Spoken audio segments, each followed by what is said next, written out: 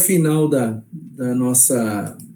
desse nosso culto hoje, você possa enxergar essa música de uma maneira um pouquinho diferente, porque você vai perceber por que eu coloquei essa música hoje no esboço do nosso culto. Você vai perceber por que ela é importante nesse momento que nós estamos vivendo, tá? Como igreja. Estamos caminhando para sermos uma igreja multiplicadora, estamos caminhando para sermos uma igreja que glorifica o nome de Deus, sendo uma igreja discipuladora.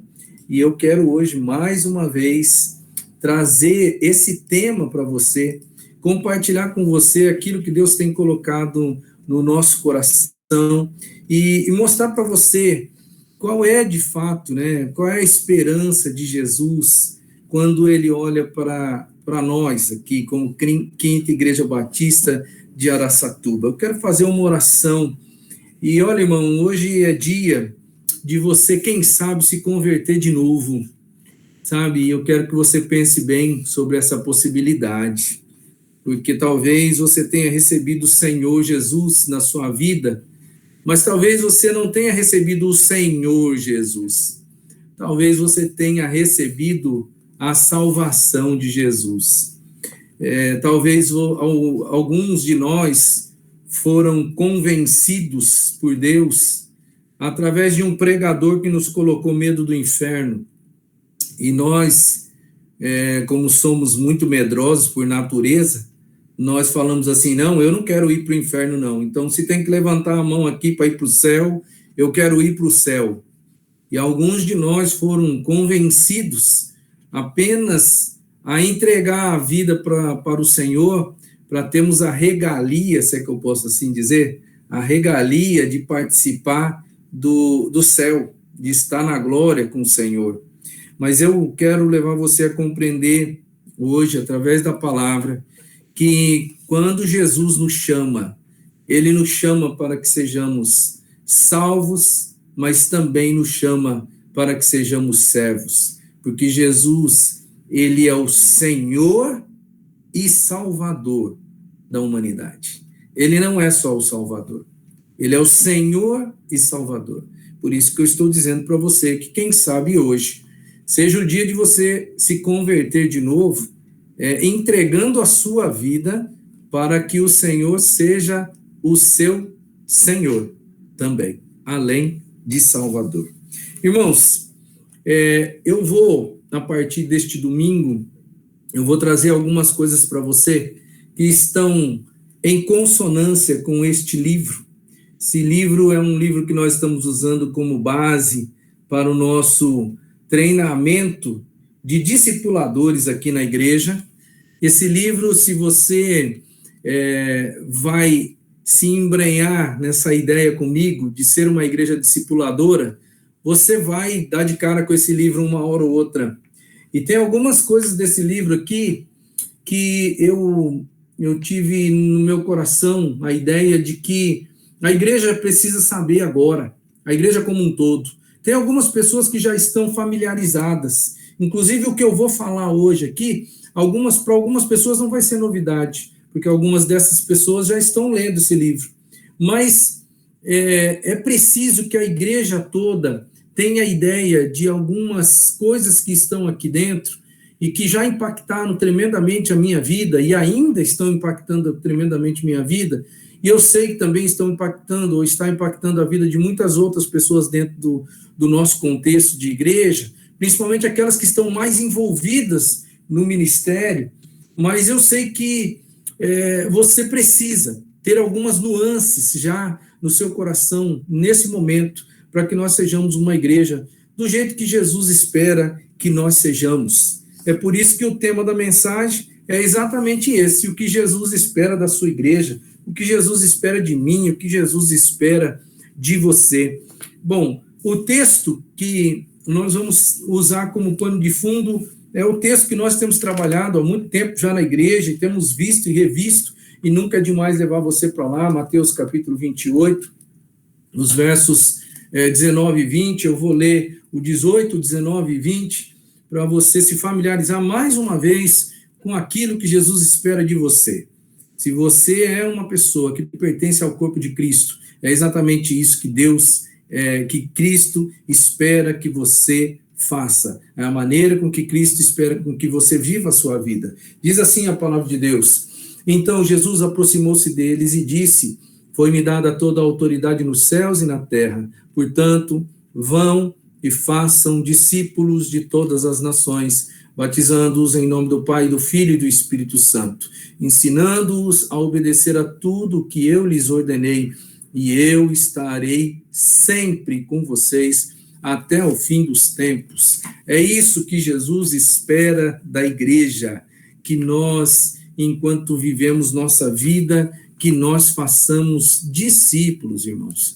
Essa é a mensagem central de Cristo para a igreja. Esta é a mensagem principal de Jesus para a sua igreja, porque exatamente antes dele ir embora, as últimas palavras que ele deixou para os seus discípulos, talvez com aquela intenção de que estas fossem as palavras que ficassem, ou que ficariam ecoando aos ouvidos dos seus discípulos e dos seus seguidores, é que aqueles discípulos deveriam sair dali e, enquanto fossem vivendo a vida, que eles fizessem discípulos. E foi exatamente isso que Jesus fez no decorrer da sua jornada. Você percebeu que, embora Jesus estivesse rodeado de pessoas, multidões estavam juntos a ele, mas a grande maioria esmagadora das pessoas que estavam com Cristo eram apenas seguidores, ou talvez eu não vou nem chamar de seguidores, eu vou chamar de pessoas que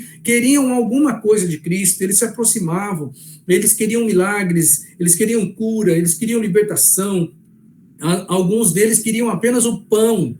Algumas pessoas andavam com Jesus porque era aquele homem, ele era aquele homem que dava de comer para a multidão. E muitas pessoas olharam para aquela situação como uma oportunidade para a sua vida. Mas o que Jesus queria fazer, o que ele fez de fato, ele queria fazer discípulos. Ele chamou algumas pessoas, e essas pessoas foram pessoas fundamentais e de fundamental importância para que hoje eu e você tivéssemos o evangelho, a boa notícia de Jesus na nossa vida.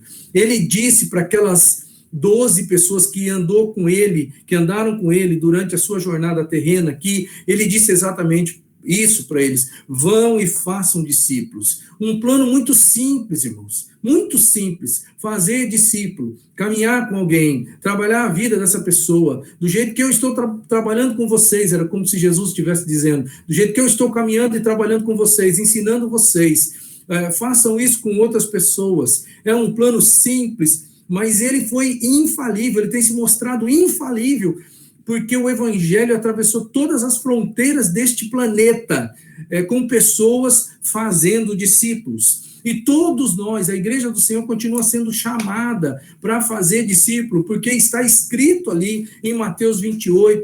Hoje, mais uma vez, quantas vezes você já não viu esse versículo? Quantas vezes você já não ouviu uma mensagem em cima desse versículo? Quantas vezes você já não ouviu essa palavra? E talvez é possível que essa palavra tenha entrado apenas no seu ouvido, mas ela não tenha entrado na sua mente, muito menos no seu coração, porque talvez você vai chegar ao final da palavra do dia de hoje e você vai chegar à conclusão junto comigo que você já sabe acerca dessa ordem, mas você ainda não está cumprindo essa ordem. Tem alguma coisa acontecendo que isso já é uma informação na sua vida, mas isso ainda não causou uma transformação, não causou um impacto na sua vida ao ponto de você ser de verdade uma pessoa que faz discípulo, uma pessoa que faz aquilo que Jesus disse que nós deveríamos fazer. Por que a igreja não faz? Se todos nós somos chamados, por que a gente não enxerga isso, principalmente no dia a dia da igreja moderna? Por que será que a igreja não tem feito isso?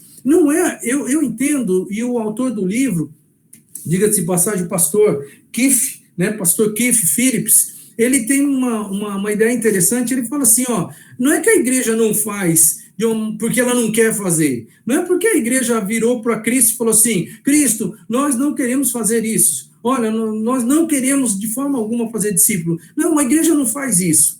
Mas é fato que a igreja não faz.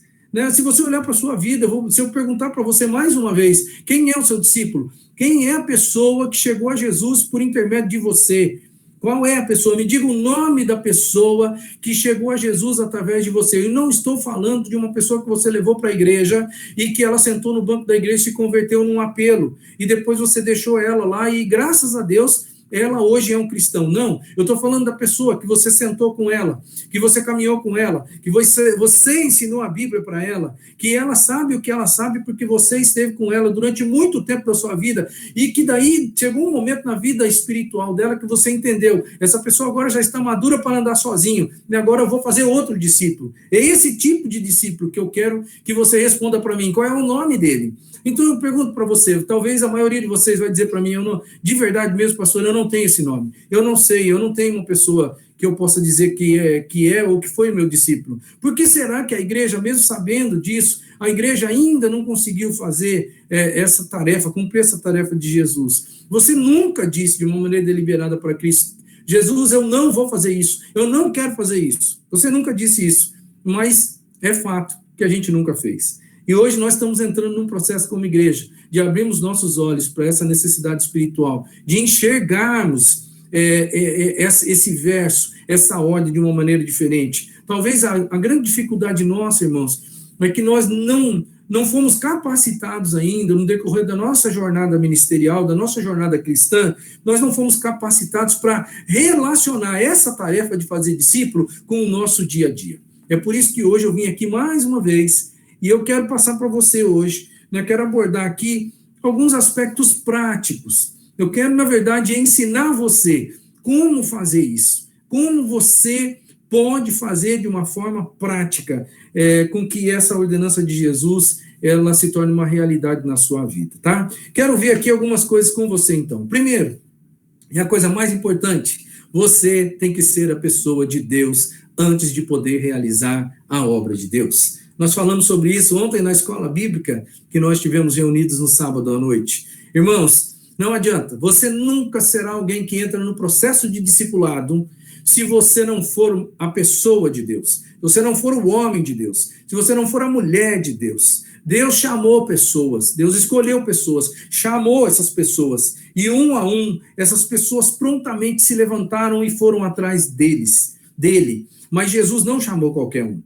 Você precisa entender que para você ser a pessoa de Deus, existe um preço a pagar. Você precisa ter o Senhor Jesus como o centro da sua vida. Você precisa que Cristo reine de uma forma absoluta na sua vida. Você notou que os discípulos, eu estou me referindo agora aos 12 discípulos que Jesus chamou. Jesus foi andando, caminhando, e depois de orar a Deus, ele começa a chamar as pessoas, e você nota que essas pessoas, de uma maneira resoluta, elas param tudo da sua vida, e elas vão andar atrás de um homem que elas nunca viram antes, e a partir daquele momento, eles vão viver com aquela pessoa, eles não sabem para onde aquela pessoa está indo, eles só sabem que uma força sobrenatural fez com que eles saíssem dos seus lugares, deixassem suas famílias, deixassem os seus empregos, deixassem suas expectativas de futuro e seguissem aquele Jesus. Foi um gesto de submissão total da parte daquelas pessoas. Aquelas pessoas se mostraram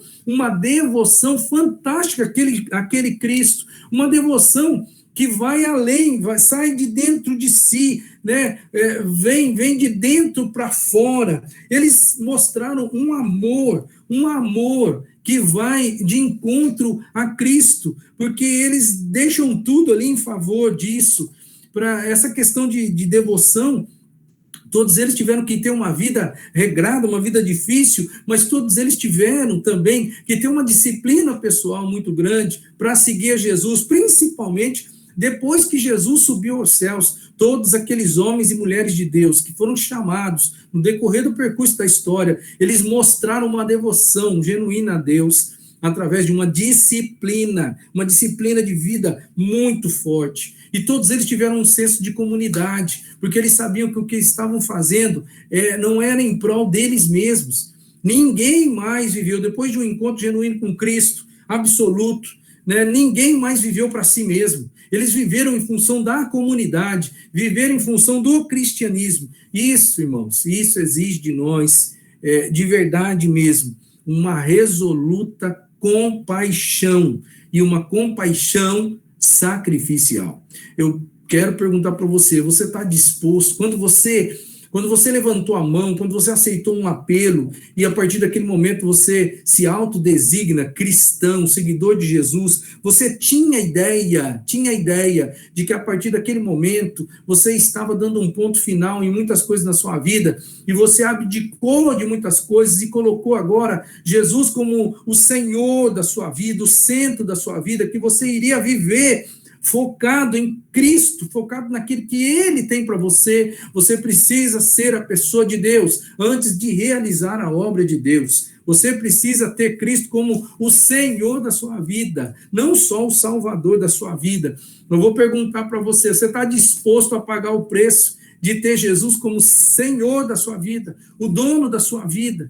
Você é capaz de deixar tudo de lado para viver uma vida que agrade ao Senhor, uma vida focada dentro do padrão de Deus, uma vida que tem o propósito de Deus como plano principal, uma vida que vive Mateus 6,33, busca em primeiro lugar o reino de Deus e a sua justiça, e as outras coisas Ele cuida para você. Você está disposto a pagar esse preço? Você está disposto a ser a pessoa de Deus antes de querer realizar a obra de Deus? Eu digo para você, talvez muitos de vocês hoje vão ser convencidos de que alguma coisa precisa acontecer e que talvez você queira realizar a obra de Deus, mas eu quero dizer para você que Deus não vai permitir que você realize a obra dele se você não for a pessoa que ele escolheu para você ser. Se você não entregar totalmente a sua vida para o Senhor. Muitos de nós não tiveram compreensão clara e plena quando alguém nos convidou para seguir a Jesus, quando alguém disse a frase assim, você quer entregar a sua vida para Jesus? Muitos de nós não entenderam o que é entregar a vida para Jesus, mas é isso mesmo, irmão, é entregar a vida para Jesus. A partir de agora ela não é mais sua, a partir de agora ela é dele. Você precisa ser a pessoa de Deus antes de querer realizar a obra de Deus. Segunda coisa que eu quero colocar no seu coração, discipulado é fazer discípulos, não é fazer convertidos. E aqui eu vou contar uma história vizinha para você, que tem tudo a ver com o livro, porque o pastor, foi escrito por um pastor esse livro, é um pastor americano, ele mora nos Estados Unidos, ele mora na cidade de Los Angeles, ele pastoreia uma igreja, pelo que eu percebi, há mais de 32 anos. E eu vou contar rapidinho a história de vida desse cara aqui para você perceber que chegou um momento na vida dele que ele percebeu que Jesus chamou ele para fazer discípulos e não para fazer convertidos. Então ele conta a história de que ele foi pastorear uma igreja no subúrbio de Los Angeles. E lá, uma comunidade muito carente mesmo, ele via lá rotineiramente assassinatos, drogadição, fome, maternidade precoce, pedofilia, banalização da sexualidade, tudo isso ele via ali. Parece que quando ele começa a contar a história, eu vejo a mesma história nos guetos e nos subúrbios de qualquer cidade brasileira, onde a pobreza domina, a carência de todos os tipos domina. Ele viveu isso lá nos Estados Unidos. E um dia, esse cara aqui, esse pastor, ele presenciou um assassinato. Um menino muito jovem chamado Rony, ele morreu, ele foi esfaqueado na frente do pastor, bem na frente, e o pastor ficou assim atordoado com aquele negócio, que ele nunca tinha visto uma coisa dessa natureza, e ele ficou ali sem saber o que fazer, e chama socorro, e aquela coisa, e um menino veio a falecer. E sabe o que ficou mais complicado na cabeça desse homem? É que o povo ao redor, a comunidade ali, principalmente as crianças, os jovens, os adolescentes, eles se mostraram totalmente indiferentes àquela situação, que aquele menino tinha sido esfaqueado. E aí um dos garotos, virou para o pastor Kiff, e disse assim para ele, pastor, não fica apavorado assim não, aqui as pessoas morrem a todo tempo, em todo momento. Eu vou contar um negócio para você, pastor. O meu priminho, ele tinha 2 anos de idade, ele morreu, sabe por quê? Porque a minha tia jogou ele pela janela de casa. Olha, pastor, aqui as pessoas morrem assim mesmo, né? A gente já está meio saturado desse tipo de coisa aí, e isso daí já não mexe tanto mais com a gente. Mas o pastor estava com o olho arregalado quando escutou esse negócio. E aí o menino falou assim, esse meu priminho, ele morreu porque ele estava doente, ele chorava demais, e a minha tia, ela entrou num estado de nervo tão grande que jogou o menino pela janela.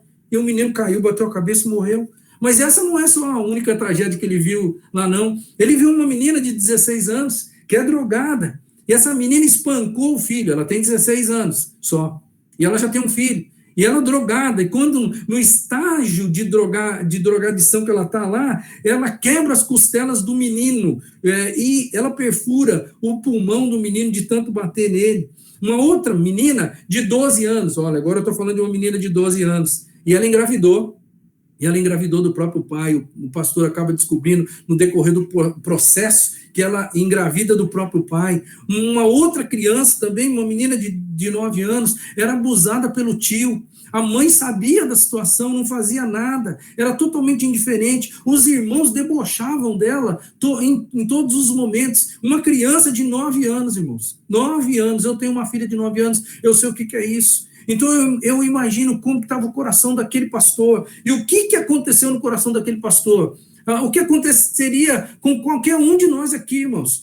Então o que esse pessoal precisa? O que essa comunidade precisa? Ela precisa de Jesus. Só Jesus vai transformar essa história. Só Jesus vai mudar esse contexto no contexto geral. Só Jesus vai fazer com que essa realidade apavorante que eles estão vivendo mude. Pois é, e foi isso que esse pastor começou a fazer. Ele sabia que a solução era Cristo e ele iniciou um processo de evangelização em massa ali no subúrbio de Los Angeles. Começou a implantar estudos bíblicos para jovens, para adolescentes. Todo mundo começou a aceitar Jesus, irmãos. Todo mundo. Era apelo em cima de apelo. As mães traziam seus filhos todas felizes, porque os filhos estavam se aproximando daquelas pessoas que aparentemente eram pessoas de bem. Os jovens começaram a demonstrar interesse em aprender através dos estudos bíblicos. Esse pastor, que é um cara muito inteligente, ele começou a envolver a comunidade cristã, e ele trouxe para lá 300 jovens voluntários cristãos para dar estudos bíblicos semanais para aquelas pessoas, irmãos. As reuniões evangelísticas aconteciam, os apelos aconteciam, as pessoas levantavam as suas mãos. Havia ali aparentemente um avivamento acontecendo. Estudos bíblicos eram enviados nos lares das pessoas, e ali as coisas estavam acontecendo de uma forma com que todo mundo imaginava, daqui a pouco vai haver uma grande colheita nesse lugar. As reuniões de oração aconteciam, a igreja orava, e esperando que o Espírito Santo completasse aquela boa obra no coração daquelas pessoas. Passaram-se os anos, passaram-se os meses, passaram-se os anos, e nada mudou. Nada mudou.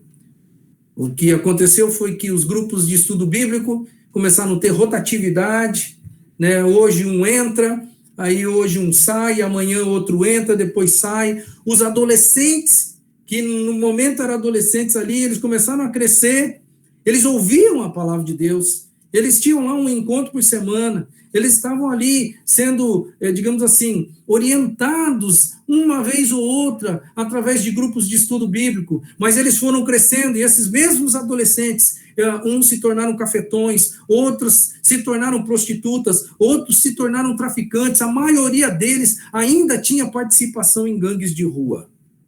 E o pastor estava exaurido de fazer ou de tentar fazer a obra acontecer. E esse cara, desanimado, ele vai para a palavra. Ele vai para a palavra e ele vai chorar no colo de Deus, vai falar: Senhor, o que está acontecendo? Por que as coisas não mudam? O que está acontecendo? E ele se depara, sabe com o quê? Com qual versículo? Ele se depara com Mateus 28, 19 e 20. E ele descobre uma coisa, que está escrito ali, que você já leu. Ele disse assim: vai e faça discípulos. E aí ele percebeu que eles estavam trabalhando de forma errada. Eles estavam fazendo convertidos. As pessoas levantavam a mão no culto. As pessoas tinham lá um encontro, iam para a igreja uma vez por semana, mas essas pessoas não estavam sendo discipuladas. E ele descobriu, o pastor Keith Phillips, ele descobriu que a única forma de transformar aquela sociedade era realizar um discipulado. E o que é um discipulado, irmão? Qual é esse processo? Para Batista, para evangélico, sabe o que é discipulado? É fazer 10 lições preparatórias para batismo.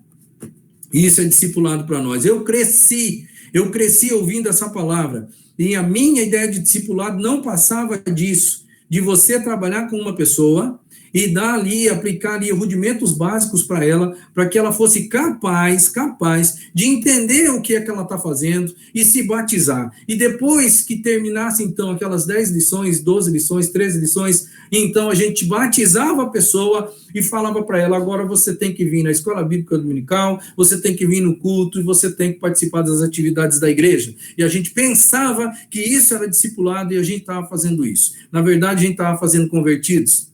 E nós ainda, até hoje, estamos fazendo convertidos, nós não estamos fazendo discípulos. Tanto é que talvez você não tenha o nome de um discípulo para dizer para mim, essa pessoa foi conduzida a Jesus através do meu trabalho, essa pessoa foi alimentada através do meu trabalho, essa pessoa é fruto do meu trabalho, essa pessoa é fruto do Espírito Santo de Deus agindo através da minha vida, ela sabe manusear a Bíblia hoje, porque eu ensinei ela a abrir a Bíblia, ela sabe os versos de cor, porque eu disse para ela que era importante fazer isso. Irmãos, nós estamos vivendo há muito tempo dentro da igreja, mas nós estamos fazendo convertidos e não discípulos. Olha, eu quero participar aqui para você 2 exemplos de o que seria discipulado. Primeiro, eu vou pegar um exemplo secular, depois eu vou pegar o exemplo de Jesus. O primeiro exemplo secular que o pastor Keith traz para mim aqui, eu trago para você, é o exemplo de Sócrates e Platão. Sócrates era um homem muito inteligente, um grego muito inteligente, e Platão era discípulo de Sócrates. O que Platão fazia? Ele se sentava aos pés de Sócrates e passava o dia todo aos pés de Sócrates. E Sócrates ensinava o estilo de vida dele, ensinava as coisas, ensinava filosofia, ensinava matemática, ensinava todas as coisas, né, para esse homem chamado Platão no seu dia a dia. E é engraçado que Sócrates ele não escreveu nada. Quem escreveu acerca das coisas de Sócrates foi de Platão para frente, que os escritos acabaram acontecendo. Mas Sócrates, ele só vivia e ensinava no boca a boca. Platão, ele passa a ser o discípulo de Sócrates. E Platão, depois, ele vai fundar uma escola de filosofia grega que vai durar por mais de 900 anos, irmãos. 900 anos. Por que isso aconteceu? Porque Platão foi discípulo de Sócrates. Platão depois teve os seus discípulos, ou seja, pessoas que experimentaram o mesmo modelo, se sentaram junto com Platão, viveram, e quando eu digo viver, não é ir para a escola ali com Platão, ficar ali durante 2 horas, não. Não, eles viviam com aquele homem. Eles viviam em todo momento, eles trabalhavam junto com ele, eles eram ensinados, depois passavam a ensinar. Pois é, o Platão fundou uma escola de filosofia que durou 900 anos na história, mas tudo começou com esse relacionamento entre ele e Sócrates. E aí vem o discipulado que tem a ver com a gente, que é o discipulado cristão. O Jesus e os discípulos de Jesus. Jesus investiu 3 anos e meio na vida de 12 pessoas apenas. Jesus estava cercado de muita gente, mas ele ensinou 12 pessoas, irmãos, durante o seu período curto de discipulador. Ele trabalhou 3 anos e meio com 12 pessoas.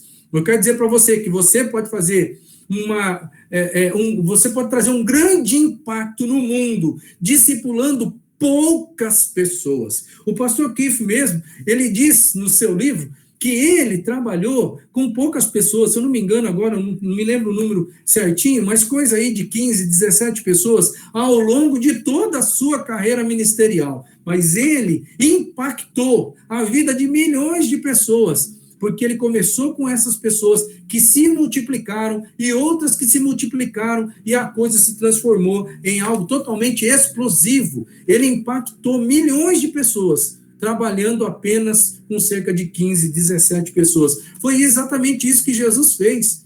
Jesus investiu dioturnamente 3 anos e meio na vida de 12 pessoas. E mesmo assim, um ainda não deu certo.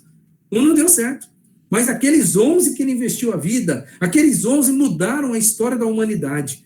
Aqueles 11 foram capazes de fazer tão bem feito que nós conhecemos o evangelho por causa deles, irmãos. Discípulo é o aluno que aprende as palavras, os atos e o estilo de vida do seu mestre, com a finalidade de ensinar os outros.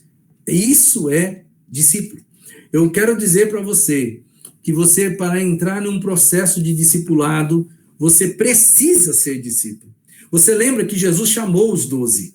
Não chamou os 12? Eles largaram tudo e começaram a viver para Jesus, em função de Jesus. Tudo que para Jesus era importante, eles faziam. O que Jesus dizia, não vamos fazer isso, eles não faziam. Jesus dizia, vamos para cá, eles iam. Jesus falava, vamos parar aqui, eles paravam. Quando Jesus ensinava eles, em todos os momentos. Você, um dia foi chamado por Jesus. Você tem uma história de um encontro com Jesus. E ele fez a mesma coisa com você. Talvez você não entendeu ainda o que ele fez com você, mas ele chamou você para você ser um discípulo. E discípulo é o aluno que aprende as palavras, que aprende os atos, que aprende o estilo de vida do seu mestre e depois passa a ensinar outras pessoas. Discipulado cristão está aí na sua tela. É um relacionamento de mestre e aluno baseado no modelo de Cristo, por isso que é cristão. E Cristo e seus discípulos, no qual o mestre reproduz também no aluno a plenitude da vida que tem em Cristo, que o aluno é capaz de treinar outros para que ensinem outros. Essa frase do pastor Keith, ela deixa claro para a gente aqui, irmãos, o que nós somos, ou pelo menos o que nós deveríamos ser. Todos nós deveríamos estar envolvidos exatamente nesse processo, um processo discipulador. Tem duas coisas, e essas são as duas coisas principais da noite de hoje que eu quero passar para o seu coração. Discipulado possui dois componentes essenciais. O primeiro é morrer para si mesmo. Você precisa morrer para si mesmo. E o segundo é reprodução. Não existe um processo discipular sem essas duas coisas acontecerem. Você pode dizer que você é crente, você pode dizer que entendeu a mensagem da salvação, você pode dizer qualquer coisa, mas você não pode dizer que você é um discípulo de Jesus se você não morreu para si mesmo e se você não reproduziu. Eu quero ruminar um por um essas duas coisas aqui. Vamos pensar um pouquinho em morrer para si mesmo. Lucas 9, 23 a 25, diz o seguinte, olha que coisa interessante já no início do texto. Ele não falou para os 12, não falou para os 12. Jesus dizia a quem? Jesus dizia a todos, Se alguém quiser acompanhar, negue-se a si mesmo, tome diariamente sua cruz e siga-me. Pois quem quiser salvar a sua vida, a perderá. Mas quem perder a vida por minha causa, este a salvará. Pois que adianta o homem ganhar o mundo inteiro e perder-se ou destruir-se a si mesmo?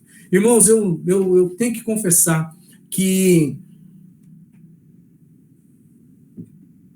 eu sempre fiquei muito intrigado com essa frase de Jesus. O que ele queria dizer com relação a perder a vida? Eu sempre fiquei muito intrigado. Falei, mas espera aí, quer dizer que eu não vou ter mais vida? Como é que é esse negócio de perder a vida? Eu digo para você que hoje os meus olhos já entendem exatamente o que é perder a vida, é morrer para si mesmo. É morrer para si mesmo. Tem muitos cristãos que eles compreendem a mensagem da salvação, mas ainda não morreram para si mesmo. Eles ainda não estão dispostos a pegar a sua cruz diariamente e seguir a Jesus. Eles ainda não entenderam o senhorio de Cristo na vida deles. Eles entenderam Jesus Salvador, mas não entenderam um Jesus Senhor da sua vida. Parece meio exagerado esse negócio de perder a vida, não parece? Parece um negócio meio esquisito, parece meio complicado, parece que vem meio de encontro a uma ideia que nos é vendida de vida abundante. Que vida abundante é essa? Que vida boa, que vida abundante é essa que tem que perder a vida? Será que eu não posso ser feliz? Não é isso que Jesus está dizendo. Ele está dizendo do preço do discipulado, do preço de fazer a vontade dele, do preço de colocar Jesus como centro da vida, de pagar o preço, de realmente cuidar de alguém. Porque discipulado é cuidar de alguém. É você investir a sua vida na vida de outra pessoa, até o ponto em que ela esteja madura. É quase como que você ter um filho na fé, criar este filho, pagar o preço. Todo mundo sabe, hoje em dia mais ainda, sabemos o preço que é cuidar de um filho. Eu estou falando de um filho natural.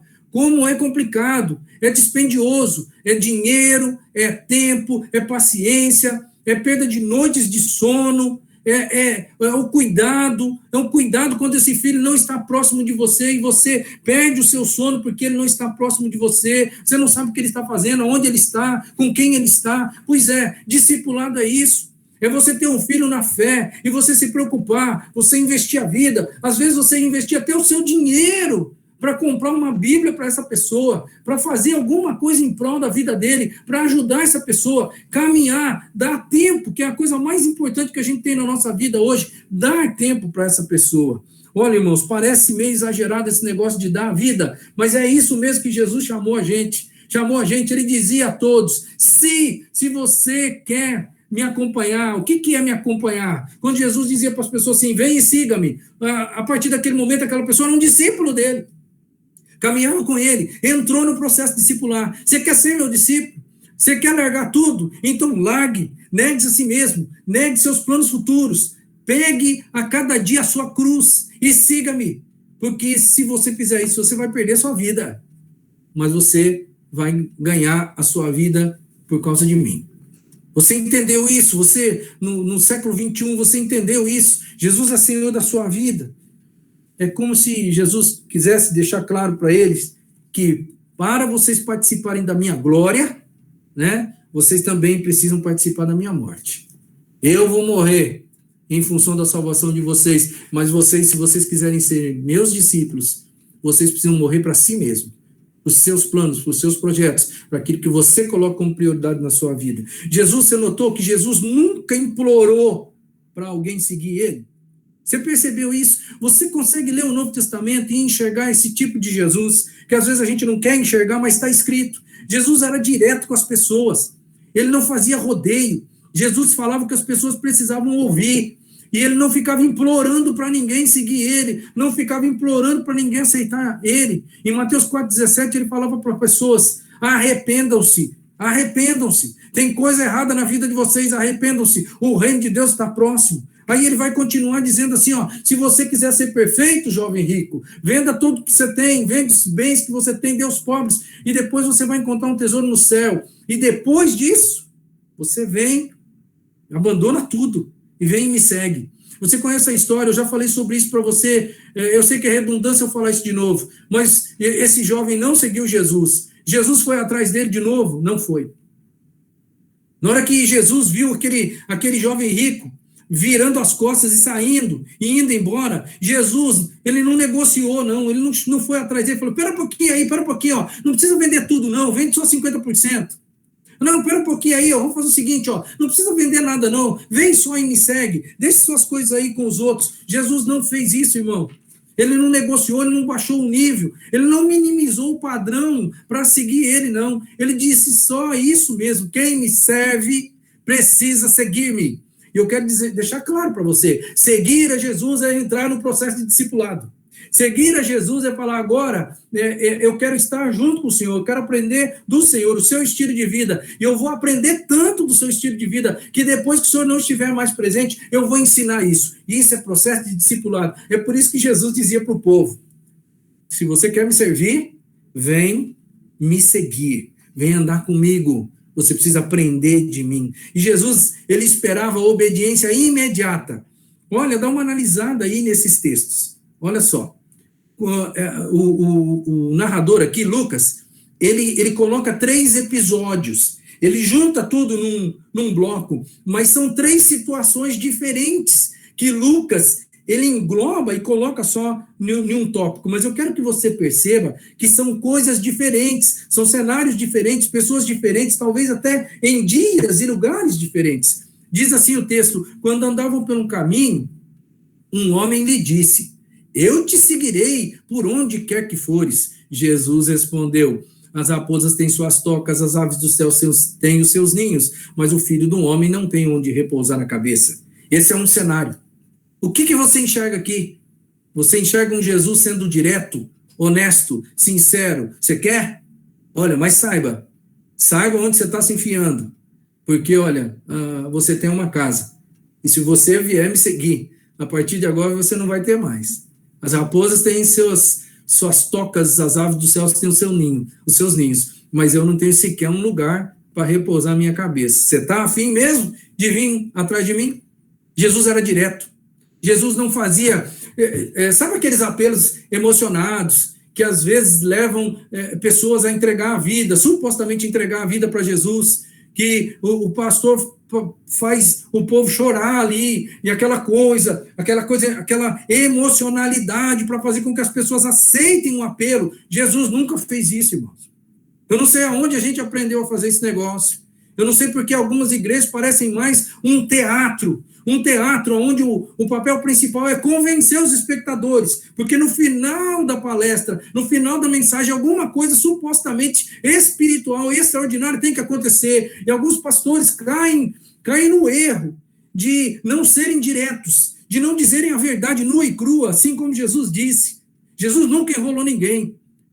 A outro disse, o texto continua, siga-me. É agora a parte de Jesus. Você notou que o primeiro parte do cara. O cara disse, eu te seguirei. Agora o segundo aqui, eu até destaco aí na leitura, ó, outro disse, siga-me. Mas o homem, ou a outro disse, siga-me, é Jesus falando. Mas o homem respondeu, Senhor, deixa-me ir primeiro sepultar meu pai. Jesus lhe disse, deixe que os mortos sepultem seus próprios mortos, você, porém, vai e proclame o reino de Deus.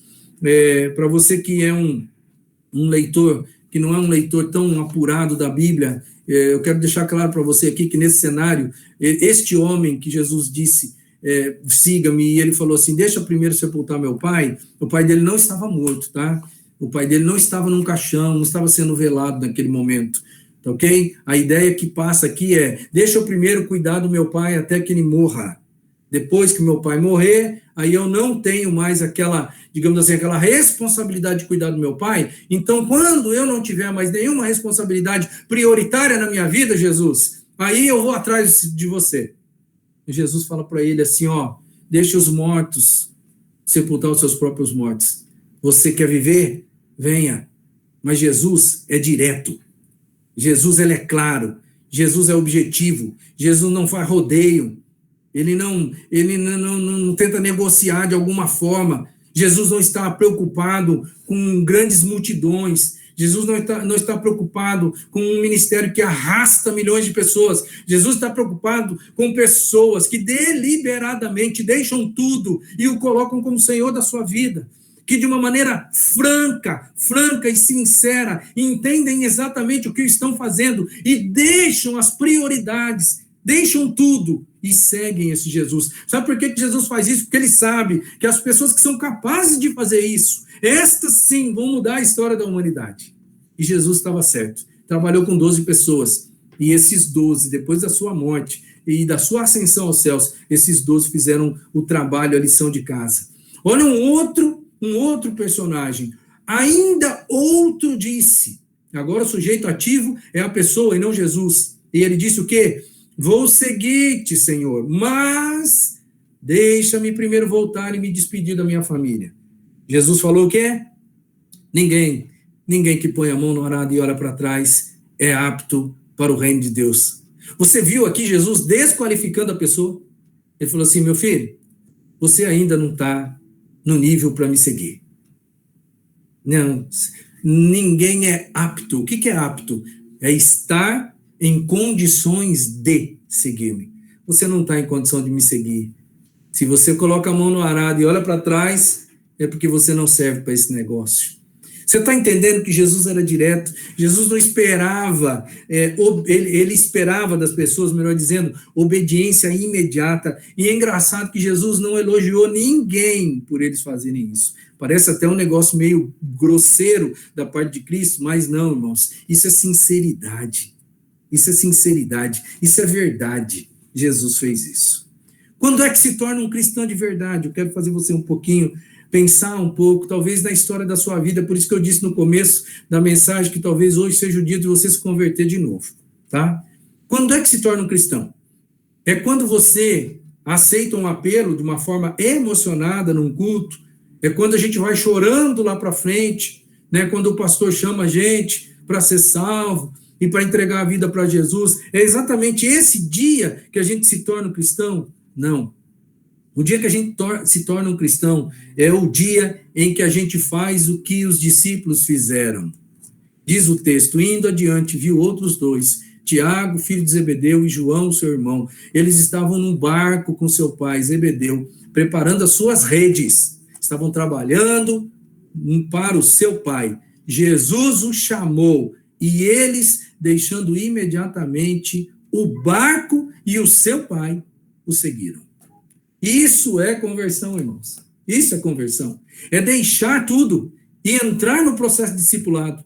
Entrar no projeto e no propósito de Jesus. É este momento que torna você um discípulo. Aquele que deixa todas as coisas. É por isso que em alguns apelos sérios, você percebe o pregador dizendo para você que a partir daquele momento, Jesus é o Senhor da sua vida. Você quer entregar a sua vida ao Senhor. Não é resolver os seus problemas, não é aceitar o paraíso, não. É entregar a sua vida, ser servo de Cristo. Muitos de nós não ouvimos isso quando nós nos entregamos, quando nós levantamos a mão em um apelo.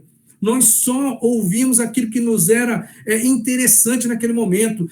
Eu vou sair do inferno e vou entrar para o paraíso. É isso que eu quero, é isso que me importa. Mas não é esse o convite de Jesus. Nunca foi esse o convite de Jesus no Novo Testamento para as pessoas. Foi um convite discipular. Você quer entregar sua vida para mim, quer viver para mim, entre no processo discipulador. Venha ser o meu discípulo, venha aprender de mim, até que você aprenda tanto, que um dia você vai passar isso para uma outra pessoa. É uma obediência à ordem, siga-me, que transforma o indivíduo em um autêntico cristão. E eu quero perguntar para você se no dia que você se converteu, foi isso que você entendeu. Olha, irmãos, nós erramos. Quando eu digo nós, é porque eu tenho bem mais de 40 anos de vida cristã e eu sei que nós erramos, pelo menos na minha geração, e acredito que talvez as anteriores também, nós erramos, distinguindo entre receber salvação e tornar-se um discípulo. A gente separou esse negócio. E isso foi um erro muito grande que a igreja fez, porque ser um discípulo e receber a salvação, as coisas elas estão juntas, elas são indissolúveis, esse negócio. Ninguém recebe salvação e não é discípulo, ninguém. Talvez você esteja ludibriado, enganado, imaginando que você é um discípulo de Jesus, mas na verdade você não está exercendo o discipulado, não está, porque discipulado é morrer para si mesmo. E eu pergunto para você, você já morreu para si mesmo de verdade? Irmãos, olha outra frase marcante aqui do pastor. Ninguém pode se dizer salvo, olha como isso é forte, sem aceitar o senhorio de Cristo. Cristo não pode ser o Senhor da minha vida, se eu for o Senhor dela. Para que Cristo esteja no controle, tenho de morrer. Não posso me tornar discípulo sem morrer. Você já parou para pensar se você realmente morreu para si mesmo? Você já parou para pensar? Ou você continua com o curso da sua vida do mesmo jeito? Continua com seus sonhos particulares, seus projetos de vida. Seus projetos de vida não têm nada a ver com o reino de Deus. Você não sonha com as coisas dando certo para que o reino de Deus seja abençoado através daquilo que é propósito seu. Não, você tem um plano de vida. Você tem um plano de vida, o meu plano é fazer isso, é ter família, é ter um bom estudo, depois ter uma boa profissão, depois ganhar bastante dinheiro, e depois ter filho, e depois viver em paz a minha aposentadoria, ter netos. E eu pergunto, isto é morrer para a sua própria vida, ou isso é planejamento da sua própria vida? Você já morreu para este mundo e já entregou a sua vida para Jesus, para ser um discípulo de Jesus e empregar tudo que você tem, tudo que você é, tudo que você sonha, todos os seus projetos, todos os seus propósitos de vida no reino do Senhor. Ninguém pode se dizer salvo sem aceitar o senhorio de Cristo. Cristo não pode ser o Senhor da minha vida se eu for o Senhor dela. Para que Cristo esteja no controle, tenho de morrer. não posso me tornar discípulo sem morrer. Dá uma olhadinha nesses textos. Você vai perceber que existem coisas em comum nestes textos. Você vai perceber que estes textos estão espalhados pelo Novo Testamento. Mas quais são as implicações práticas desse texto? Diz o texto de Gálatas, o apóstolo Paulo, ensinando a igreja da Galácia: fui crucificado com Cristo. Assim, já não sou eu quem vive, mas Cristo vive em mim. A vida que agora vivo no corpo, vivo-a pela fé no Filho de Deus que me amou e se entregou por mim. Eu fui crucificado com Cristo. Mateus 16, 25. Quem quiser salvar a sua vida, vai acontecer o quê? A perderá. Mas quem perder a vida por minha causa, a encontrará. Lucas 9, 23, a gente já leu. Jesus dizia a todos: se alguém quiser acompanhar-me, negue-se a si mesmo, tome diariamente a sua cruz e siga-me.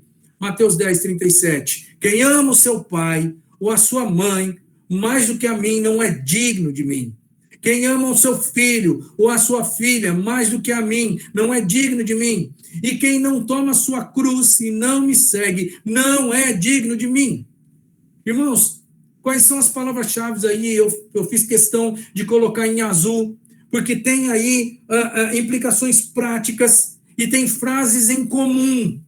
E tudo leva a essa ideia de morrer, de morte de si mesmo. Tudo. Um crucificado com Cristo é um morto para esta vida. Alguém que perde a sua vida é uma pessoa que não tem mais vida própria. Alguém que toma diariamente a sua cruz. Tomar diariamente a sua cruz é o caminho da morte. Esse também não tem mais vida, não tem mais plano próprio. Uma pessoa que toma a sua cruz está no caminho deliberado da morte. E é lógico que isso aqui não tem nada a ver com morte física. Isso aqui tem a ver com morte para a sua própria vida, sua própria existência, os seus planos futuros, irmãos. Está tudo aqui descrito no Novo Testamento.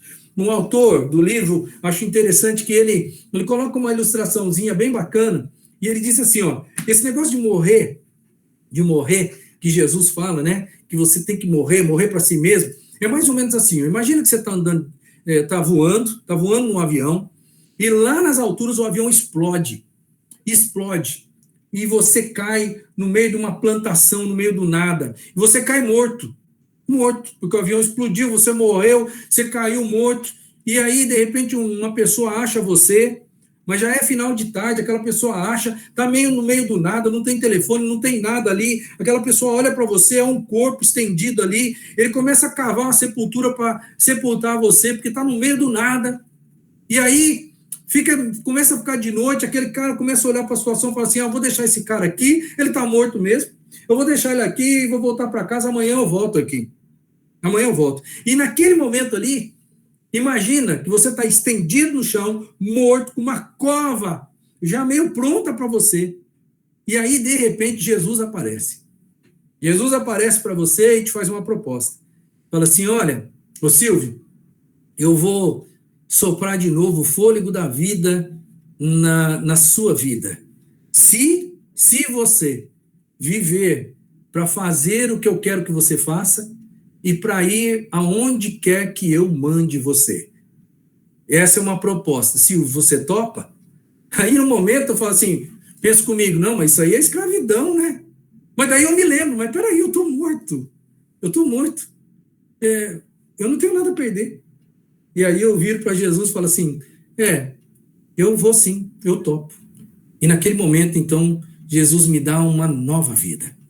E tudo que eu tenho daquele momento para frente é porque Jesus me tirou do estágio da morte e me deu mais um tempo nessa vida, irmão. E eu vou agora viver. Tudo que eu tenho agora é como se fosse uma... sabe aqueles minutinhos depois do final do jogo que o juiz resolve dar ali um acréscimo e ele fala, vai ter mais tantos minutos.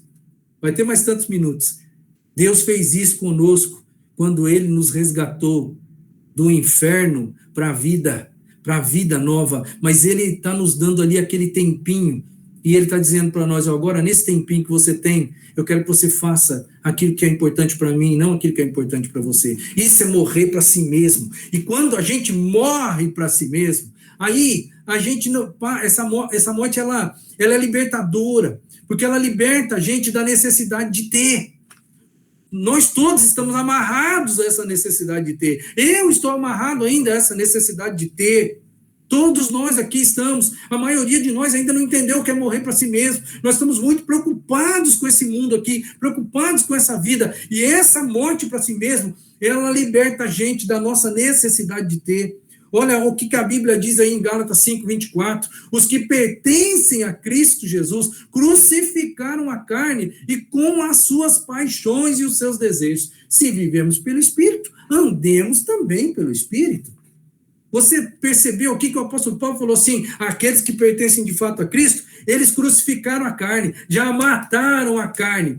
E aí ele coloca ali a carne com os seus desejos, suas paixões, com tudo aquilo que para a carne é importante. Os que pertencem a Cristo já mataram isso.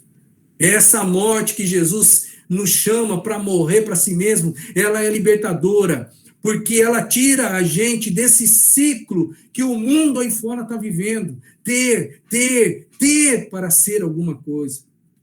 E eles não sabem, mas eles estão enganados. Nós temos a revelação da verdade, precisamos entender essa verdade. Essa morte, ela também nos liberta da ansiedade, irmãos. Sabe, porque quando eu tenho um novo dono na minha vida, quando já não sou mais eu que vai reger o futuro, quando eu tenho um novo futuro, um futuro garantido na minha frente, né? Eu sei que a minha vida está nas mãos de outro, está na mão de Deus, então eu vou ter ansiedade, porque essa morte para si mesma, ela me livra dessa ansiedade. Ela mostra para mim que eu tenho um novo dono, o meu futuro está nas mãos de outra pessoa, não está nas minhas mãos mais, porque eu morri para mim mesmo, e agora eu dedico a minha vida para o meu Senhor. Essa morte, ela me liberta para eu agora ter prazer em Deus e não nas coisas. Essa morte é libertadora, e ela me liberta para eu fazer as coisas, todas as coisas para a glória de Deus. A Bíblia diz, seja comer, seja beber, seja qualquer outra coisa a fazer, tudo seja feito para a glória de Deus. Você conhece esse versículo, você sabe decorar esse versículo, mas nós não vivemos esse versículo. Só vive este versículo quem morre para si mesmo. Quem entra num processo discipulador tem que morrer para si mesmo, irmão. Não tire isso de vista. A morte do eu é pré-requisito essencial para você se tornar um discípulo. Esse é o primeiro requisito. Agora eu vou para o segundo. O segundo é reprodução. Não dá para você dizer que você entrou num processo de discipulado, que você aceitou o siga-me de Jesus, se você não reproduzir. Olha o texto de João 12. Digo-lhes verdadeiramente que, se o grão de trigo não cair na terra e não morrer, continuará ele só. Mas se morrer, dará muito fruto. Aquele que ama a sua vida a perderá, ao passo que aquele que odeia a sua vida neste mundo a conservará para a vida eterna. Quem me serve precisa seguir-me, e onde estou, o meu servo também estará. Aquele que me serve, meu Pai o honrará.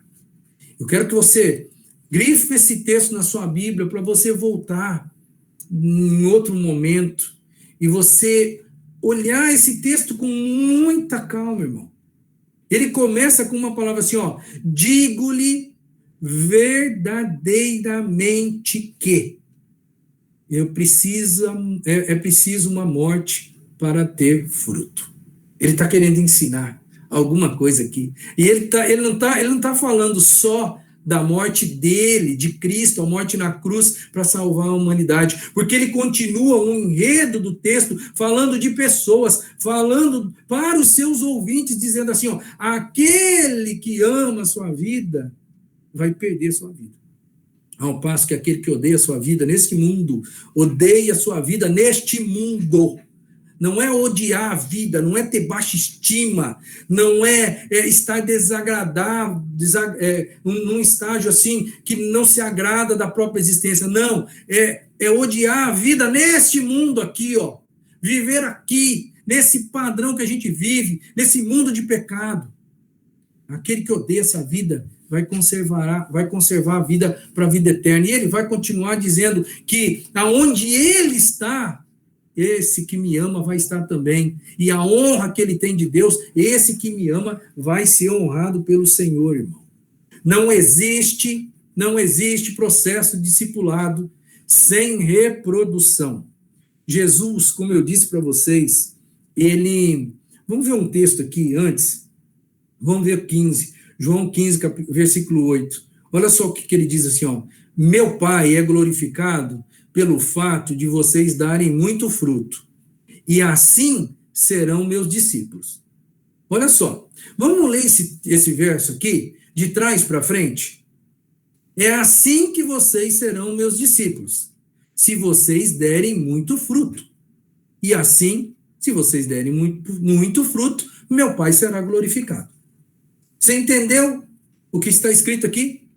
Que você pode ser chamado de discípulo de Jesus se você der o quê? Muito fruto. Muito fruto. E não é nem fruto, irmão. É muito fruto. É muita responsabilidade. O Pai só é glorificado se você der fruto. E se você der fruto, de fato, isso vai autenticar que você é o discípulo de Jesus, ou um discípulo de Jesus. Eu volto a dizer, Jesus reproduziu a vida dele em apenas 12 homens. Hoje, nominalmente, o mundo tem 2 bilhões e 300 ou 400 ou 500 milhões de pessoas que se dizem cristãs. 2 bilhões e meio, vamos colocar assim, 2 bilhões e meio de pessoas que vieram de um. E esse ele investiu a vida dele em apenas 12. E dos 12, não deu certo. Então foi com 11 pessoas que nós chegamos a 2 bilhões e meio de pessoas cristãs, pelo menos nominalmente falando.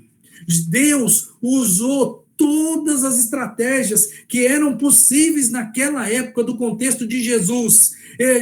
Deus usou a língua grega para espalhar o evangelho, para que todo mundo conhecesse, porque a língua grega, apesar de ser grega, pontualmente falando, ela abrangia todo o Império Romano. Deus usou todas as estradas que o Império Romano pavimentou para levar os seus exércitos, para deslocar os seus imperadores para todas as províncias, todos os lugares onde o Império Romano dominava, mas Deus tinha um plano, porque naquelas mesmas estradas, o Evangelho, ele capilarizou toda a Europa, todo o Oriente Médio, todo o Norte da África, o mundo inteiro daquela época. Deus usou todas as estratégias possíveis, mas eu quero levar você a compreender que Jesus discipulou 12 pessoas só.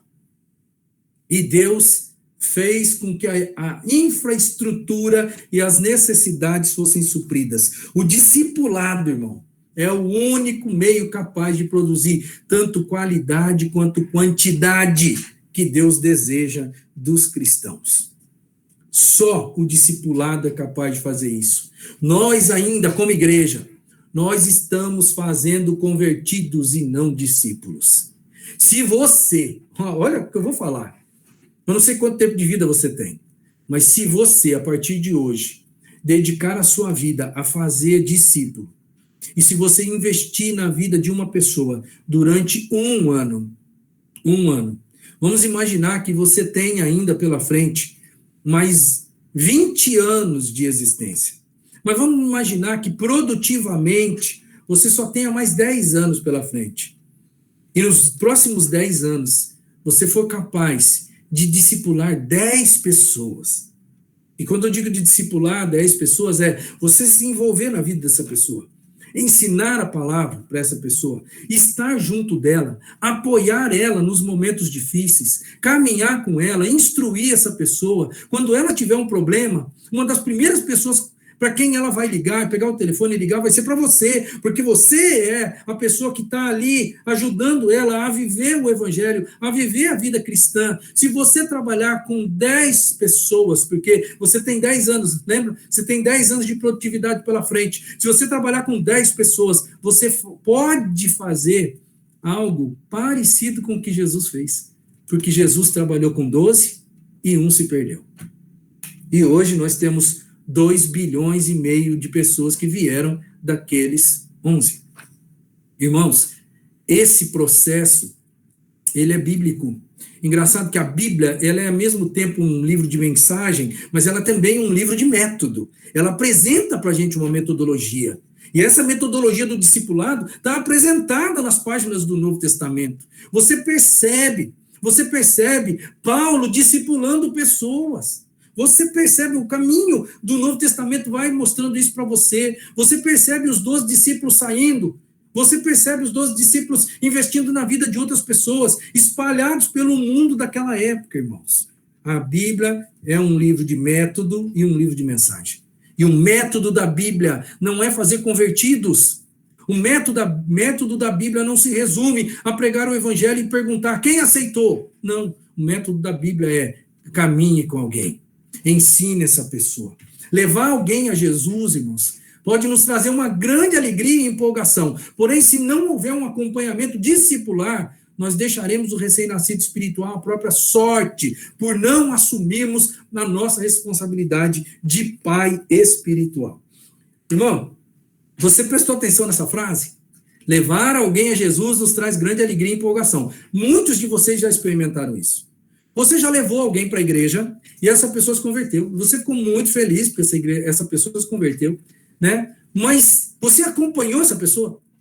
Você esteve com ela pelo menos uma vez por semana para se dedicar e ensinar essa pessoa? Você fez isso? A maioria de nós não fez. Nós deixamos o recém-nascido ao Deus dará, irmãos.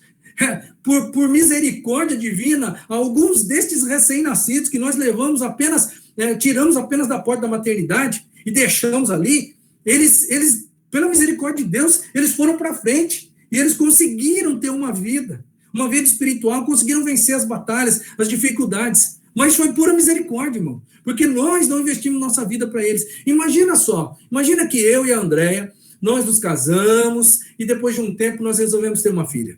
E vamos imaginar que a Melissa chegou, nos deu alegria, nos deu um prazer fantástico, nós estávamos ali naquela expectativa, ela chegou, nós curtimos aquele momento inicial, os primeiros meses ali foram fantásticos, gostosos, né? E a gente viu aquele serzinho começando a crescer, mas imagina você, que como todo mundo que passou pela maternidade e paternidade sabe do que estou falando, você começa a ficar muito cansado de tomar conta de criança. Imagina aí que com 6 meses de idade, você já está muito cansado de tomar conta de uma criança, de um recém-nascido. E aí você fala assim, não, preciso tirar umas férias. Não dá para suportar esse negócio aqui. São noites e noites sem dormir. Tem que tomar conta dessa criança em todos os instantes da vida. Se eu deixar um pouquinho aqui, sem tomar conta, o negócio fica complicado. Vamos fazer o seguinte, vamos tirar férias, Andréia? Vamos tirar férias, vamos deixar a Melissa em casa, e a gente faz o seguinte, a gente tira férias, e a gente fala assim para ela, olha, filha, nós estamos muito cansados, a gente sabe que você só tem 6 meses de idade, mas nós estamos muito cansados. Nós temos que tirar umas férias. Nós vamos fazer o seguinte, a mamadeira está ali, o leite está na despensa, tá? O leite está na despensa ali. Aqui é o fogão, se vocês quiser esquentar o leite, aqui está o fogão. Se você quiser usar o micro-ondas, é mais prático. Você usa o micro-ondas, tá bom, Melissa? Não esquece, você tem que trocar a fralda, tá? Tem que trocar a fralda a todo momento. Olha, então, a gente vai deixar você aqui, nós vamos sair de férias, porque a gente não aguenta mais. E aí nós vamos voltar só daqui a 1 mês. Eu tenho uma listinha aqui de coisas que, se você precisar, é só você vir aqui e olhar o que você tem que fazer, tá bom, Melissa? E, se você tiver algum grande problema, vamos deixar o número do nosso telefone, nós vamos deixar o itinerário da nossa viagem para você, e qualquer coisa você liga para a gente, tá bom? Um abraço, nós estamos muito cansados e nós fomos. O que você acha que vai acontecer? Não precisa ser nem um pouco inteligente para saber que aquela criança vai morrer. Em 1 mês aquela criança vai morrer. Essa é a mentalidade de uma igreja que faz convertido, não uma igreja que faz discipulado. Uma igreja que faz discipulado cuida da criança. Dá trabalho? Dá. Eu vou dizer uma coisa bem séria para você. Eu tenho um discípulo. Aliás, eu não tenho só um, eu tenho 3. Eu digo para vocês, dá trabalho. Na hora, quando chega a hora do discipulado, eu falo, Deus, eu estou cansado. Deus, eu quero meu sofá. O meu discípulo está aí me ouvindo. E talvez ele também esteja dizendo, Deus, na hora do meu discipulado, com o meu pastor, eu também estou cansado, eu também queria ir para o meu sofá. Mas eu quero dizer para você que até 1 minuto antes de começar o discipulado, vem uma batalha espiritual na cabeça da gente, mas depois que esse negócio começa, dá um prazer tão grande. É uma sensação tão fantástica no fundo da alma, de você ver uma pessoa crescendo, porque você está investindo na vida dela, que você não quer parar mais, irmãos. Não quer parar mais. O discipulado, ele não pode ser separado da paternidade. Eu coloco bem rapidinho aqui alguns versículos, para você prestar atenção em como o apóstolo Paulo encarava esse negócio de paternidade espiritual, a coisa mais séria do mundo, porque discipulado não dá para ser desvinculado de paternidade responsável. Olha, 1 Coríntios 4,15, embora possam ter 10 mil tutores em Cristo, vocês não têm muitos pais, pois em Cristo Jesus eu mesmo os gerei por meio do evangelho. Paulo se enxerga como pai dos coríntios. Agora aos Gálatas, olha como ele chama os Gálatas, meus filhos, novamente estou sofrendo dores de parto por causa de vocês, até que Cristo seja formado em vocês. Para Timóteo, ele escreve, a Timóteo, meu verdadeiro filho na fé. A Filemão, apelo em favor do meu filho Onésimo, que gerei enquanto estava preso.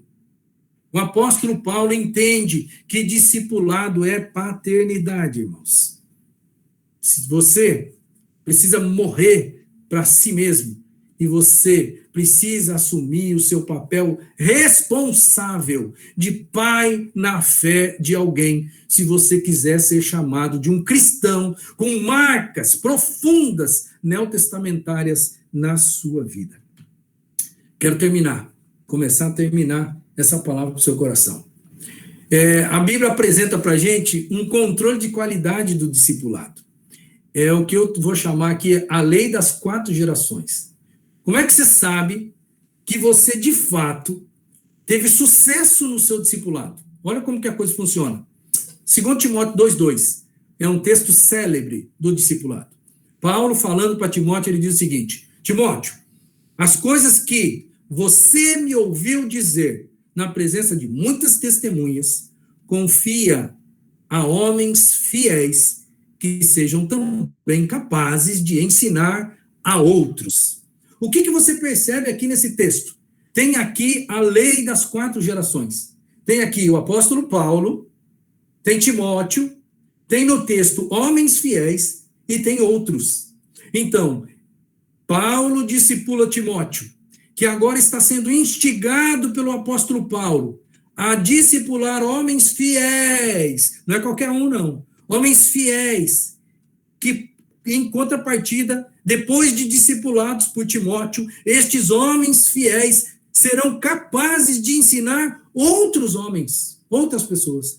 Então você vê aqui 4 gerações, a geração do apóstolo Paulo, a geração de Timóteo, a geração dos homens fiéis que Timóteo vai investir a vida e a geração de outros que serão discipulados por homens fiéis, cujos quais são discipulados por Timóteo, cujo qual é discipulado pelo apóstolo Paulo. Você percebeu aqui as 4 gerações? Pois é. É como se o discipulado fosse o quê? É um artesão que está trabalhando, lapidando um discípulo. Esse artesão eu vou chamar de discipulador. Alguém que trabalha com as próprias mãos e que vai forjando uma outra pessoa. Para quê? Para que aquela pessoa faça o mesmo que ele fez com ela. Ou seja, faça um discípulo. Irmãos, esta é a metodologia do Novo Testamento. Jesus discipulou 11. Estes 11 foram discipulando outras pessoas. Jesus chamou o apóstolo Paulo, e o apóstolo foi discipulando outras pessoas, e instigou estas pessoas a discipularem outros. Não era só aceitar o evangelho, era ser pessoas que estavam morrendo para si mesmas, pessoas que seguiam a Jesus e não tinham mais nada para fazer na vida a não ser isso. Começo a encerrar caminhando com este verso. Mais uma vez, aquele que não carrega a sua cruz e não me segue, não pode ser meu discípulo. Qual de vocês que quiser construir uma torre, primeiro não se assenta e calcula o preço, para ver se tem dinheiro suficiente para completá-la? Você percebeu o que está escrito aqui nesse texto? Jesus é categórico em dizer, cara, se você não quer morrer para você mesmo, você não pode ser meu discípulo.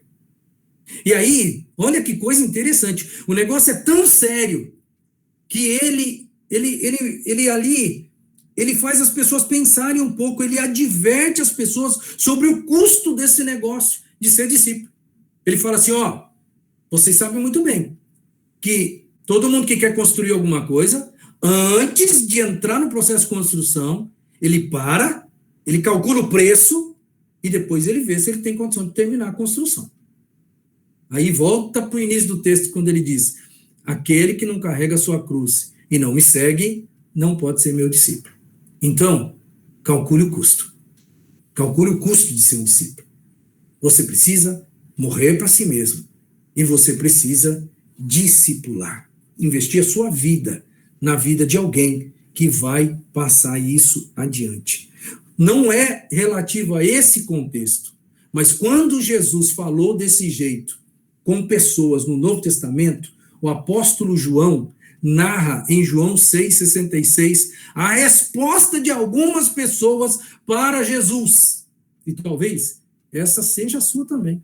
Diz o texto, daquela hora em diante, muitos dos seus discípulos voltaram atrás e deixaram de segui-lo. Esse texto é uma paulada na minha cabeça, no meu coração. Algumas pessoas, elas calcularam o preço e elas resolveram, esse negócio não dá para mim. E é engraçado que a Bíblia não esconde isso. Não esconde. E a Bíblia mostra, ó, alguns seguiram Jesus. Alguns deixaram tudo que tinham. Alguns priorizaram o reino de Deus. Jesus veio para pregar o reino de Deus. O reino de Deus está próximo. Quer me seguir? Paga o preço. Morra para si mesmo. Comece a reproduzir a minha vida na sua vida e a minha vida na sua vida, na vida de alguém.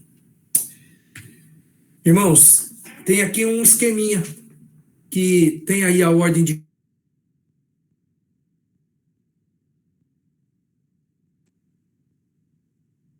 todas as pessoas. A resposta do homem, alguns vão responder com fé, outros vão responder com incredulidade. Quem responde com incredulidade, ele caminha pela desobediência, porque ele não vai morrer para si mesmo. E ali, então, o que vai acontecer com essa pessoa? Essa pessoa vai fazer com que o processo morra. Mas algumas pessoas vão responder com fé, vão obedecer, vão entrar no processo de discipulado. E para entrar no processo de discipulado, eles vão morrer para si mesmo. E vão entrar num processo de reprodução. É isso que Deus espera de você. Siga-me com fé, com obediência. Comece esse processo de discipulado. Morra para si mesmo e reproduza. Eu tenho certeza que Deus tem muita coisa boa para você quando esse negócio acontecer. Que você não responda como João 6,66, que a partir daquele momento muitos dos seus supostos discípulos voltaram atrás e deixaram de segui-lo. Mas que você faça exatamente o que Mateus, Levi, fez. Levantou-se e imediatamente deixou tudo, deixou a coletoria e foi seguir a Jesus. Eu quero fazer aqui, nessa noite, um apelo para você encerrar essa mensagem. E aí, diante de tudo isso que Deus colocou diante de você, talvez não seria hoje o dia de você se converter mais uma vez? Talvez não seria hoje o dia de você falar para o Senhor, Deus, eu já recebi o Senhor no meu coração como meu Salvador, como único e suficiente Salvador da minha vida. Mas Deus, de verdade mesmo, eu nunca recebi o Senhor como Senhor da minha vida, o dono da minha vida. Eu nunca morri para mim mesmo. Eu continuo vivendo a minha vida aqui como se o dono da minha vida sou eu mesmo e não fosse o Senhor. Deus, é hora de eu acertar as contas com você. Quem sabe hoje é o dia de você se converter novamente. Sabe, isso me impactou tanto, que a partir de hoje eu nunca mais vou batizar alguém com uma frase que eu sempre usei na minha trajetória, em todos os momentos da minha vida. Eu sempre disse para as pessoas: você aceitou Jesus como seu único e suficiente Salvador? Eu sempre disse isso para as pessoas. E as pessoas lá no batistério respondiam sim. E aí eu dizia: então, em nome do Pai, do Filho e do Espírito Santo, eu te batizo. Eu sempre dizia isso. Você já recebeu o Senhor Jesus como seu único e suficiente Salvador? Eu não disse para as pessoas: você já recebeu o Senhor Jesus como seu Senhor, o Senhor da história da sua vida daqui em diante, e o seu único e suficiente Salvador? Eu prometo que a partir de hoje eu nunca mais batizo ninguém sem fazer essa pergunta para essa pessoa. E eu quero dizer para você hoje, que foi batizado um dia, que talvez só ouviu. Eu não sei o que o pastor disse para você, mas talvez você só tenha ouvido: estou aceitando Jesus como o único e suficiente Salvador da minha vida. Mas nunca lembrou de que o que ele queria mesmo era que você fosse servo, senhor da sua vida, o que ele quer ser. E eu quero falar para você hoje: você aceita o Senhor Jesus como o único Senhor da sua vida hoje? Se você aceita, diga sim para o Senhor a partir de hoje. Morra para si mesmo, irmão. Morra para si mesmo. Morra para os seus planos. Morra para os seus propósitos. Tome a cruz de Cristo. Siga Ele. Coloque o plano e o propósito dele na frente do seu. E comece a trabalhar na vida de alguém, do mesmo jeito que o apóstolo Paulo trabalhou na vida de Timóteo, e fez de Timóteo um pastor que abençoou outros, que por conta da sua bênção abençoaram outras pessoas. Que em nome de Jesus, você receba o Senhor Jesus hoje como Senhor da sua história. Quero fazer uma oração e quero te dar a oportunidade. Eu estou falando sério com você, querido. Estou falando sério com você que é ovelha deste aprisco. Você precisa receber o Senhor como o Senhor da sua história. Faça isso hoje. Não deixa isso para amanhã, não, porque senão você vai ser só mais um que vai escutar: servo mau. Eu pedi para você fazer uma coisa. Você sentou no banco da igreja, domingo após domingo, semana após semana. Eu pedi para você fazer isso. E você ou fingiu que não ouviu, ou você não entendeu o que eu queria dizer. Vão por todo mundo. Façam discípulos de todas as nações. Entregue a vida para o Senhor, para que Ele seja o Senhor da sua história. Nem que for a partir de hoje, meu querido. Em nome de Jesus. Vamos orar para você fazer essa oração particular aí. Senhor, em nome de Jesus, estamos aqui. Essas palavras já impactaram a minha vida há um tempo. Essas palavras têm impactado a vida de pessoas que estão lendo esse livro comigo. Essas palavras têm que impactar a minha igreja, Senhor, a igreja a qual eu sirvo por amor ao Senhor, para que esta igreja aqui cresça com qualidade, e toda qualidade gera obrigatoriamente quantidade. Eu peço em nome de Jesus que hoje haja arrependimento no nosso meio, que hoje haja, Senhor, entrega de vida total e irrestrita ao senhorio do Senhor. Peço isso em nome de Jesus. Amém. Amém, meus irmãos. Que Deus abençoe a todos vocês de uma maneira rica e abundante. Eu vou passar a palavra